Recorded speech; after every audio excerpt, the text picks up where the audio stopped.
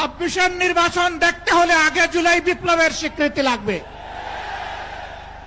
গণভোট ছাড়া বাংলার মাটিতে আমরা আর কোনো কিছুই হতে দেব না।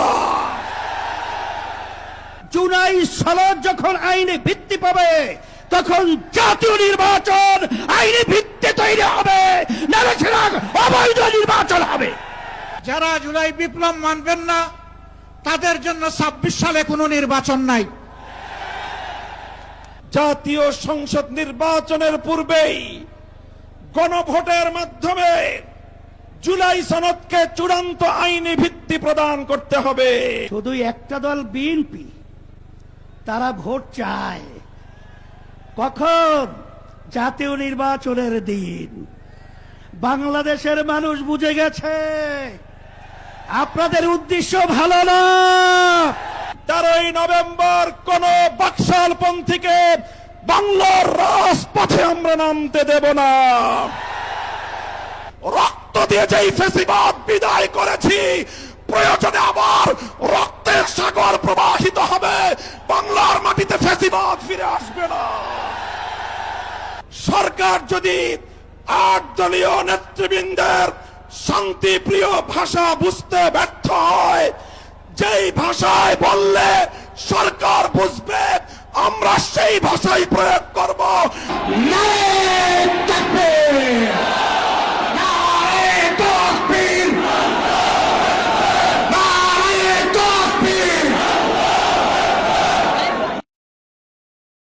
আমাদের দাবি খুব বেশি নয়, অস্পষ্ট নয়, দাবি কম, খুবই সুস্পষ্ট।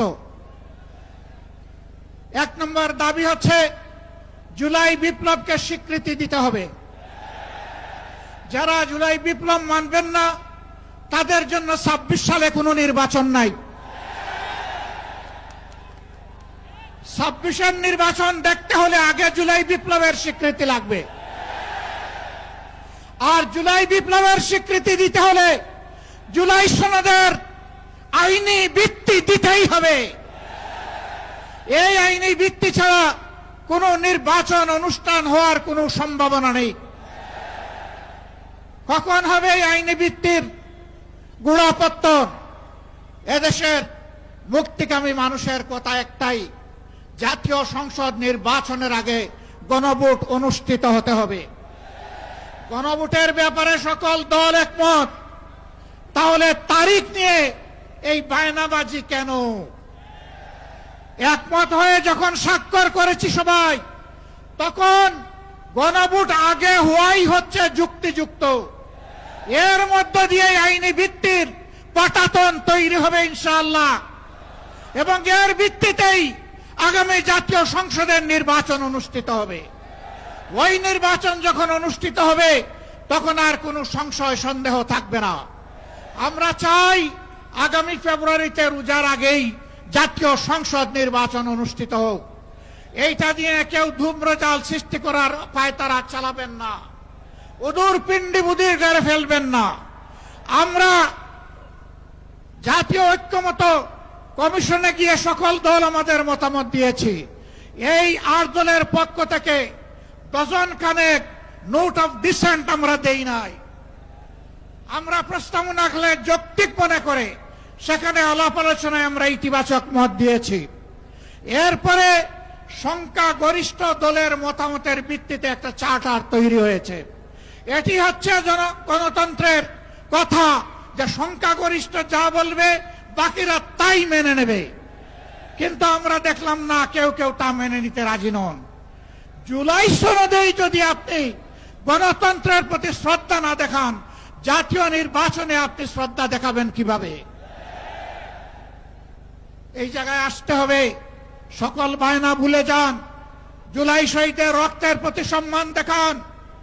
জুলাইয়ে যারা লড়াই করেছে বুক টাট করে, যারা পঙ্গু আহত হয়ে এখনো দুঃখে দুঃখে কষ্ট করছে, মেহরবানি করে তাদের বুকের ভাষা বুঝার চেষ্টা করুন। আমার ভাই আল্লামা মামুনুল হক সাহেব বলেছেন, লড়াই করে ফ্যাসিবাদ বিদায় করেছি, লড়াই করে জনগণের দাবি আদায় করব। আমি স্পষ্ট ভাষায় বলতে চাই, কোনো দলের নয়, জনতার বিজয় হবে ইনশাআল্লাহ। জনতা কি চায় কান পেতে শোনার চেষ্টা করুন। যদি এই ভাষা বুঝতে ব্যস্ত হন তাহলে নিজের পরিণতির জন্য যে বুঝতে ব্যর্থ হবেন তাকে তৈরি থাকতে হবে।